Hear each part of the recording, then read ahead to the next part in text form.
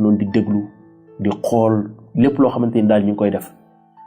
benn bés daal ma ne waa ji fa nekk man nag dama mënul lire nasaraan waaye li ngeen di wax nii neex na ma trop ma ne ko man alxuraan rek laa mën a lire arab léegi nag amoon na benn bible audio bu ñu yoroon léegi boobu noonu dañ ma ko daan tegal ma koy déglu di ko déglu waaye benn bés yàlla musalaat nañ ci beneen dee maag suñ benn waaye bu tudd Tayru dañoo demoon géej di sangu ji géeju Yaraax la woon Dakar léegi nit ñi sangoo ba ci yàgg rek ñu ñaan ñëpp ñoo lab te musuñu dal léegi biñ labee Tayru xaw ma nu mu def daal ba génn man itam ma am nu ma def ba génn léegi biñ toogee ci biti mu ni ma man ni ma def ba génn jaaxal na ma de ma ne ko lan nga def ba génn mu ni dama gis benn xeer bu weex tàll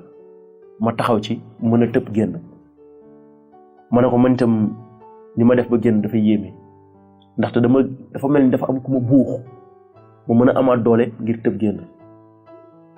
mu ni ma gis nga yenent boobu noonu chrétiens yi di ñu wax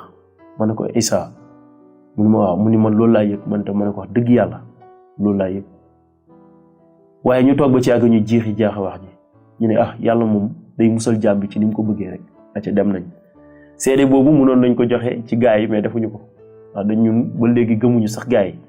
ñun liñ gëm mooy liñ gëm ci lislaam dara dañu ci même bu fekkee ne am na ay kéemtaan yuy ñëw ci suñu biir dund waaye dara dañu ci ñu doxalaat ba ci kanam benn bés am benn waaju fa ñëw waare ci mbir mu am solo di wax ci maanaam mbëggeel gi yàlla am ci doomu aadama yi dem ba laal ci Jean chapitre 3 verset 16 bi ndaxte yàlla dafa bëgg àddina si ba joxe jenn doomu ju am képp ngir képp koo ko gëm am dund bu dul jeex te du sànku mukk car Dieu a tant aimé le monde qu'il a donné son unique fils afin quiconque croit en lui ne périsse pas mais qu'il a la vie éternelle. donc loolu noonu ñëwoon na ci suñu xel bi ndaxte ñun dañ doon wax ne ci alxuraan bi maanaam am na benn suuratu bu naan xul yaa ayyuhal kaafiruuna laa a'budu maa ta'buduun wala antum aabiduuna maa a'budu wala ana aabidun maa a'budu wala antum aabiduuna maa a'budu lakum diinukum waliya diin maanaam ku nekk da ngay lijjanti li nga xamante ni itam mooy sa diina ak itam xul wallaahu ahadu allahu samad lam yalid walam yulad walam yakun lahu kufuwan ahad maanaam yàlla jurul kenn juru ko ndaxte loolu ci alxuraan bi aaya yooyu yëpp ci loolu lay wax bu fekkee ne xul yaa ayyuhal kaafiruuna boobu day wax ci li nga xamante ni maanaam ku nekk léegi na lijjanti sa diina bàyyi diina jàmbur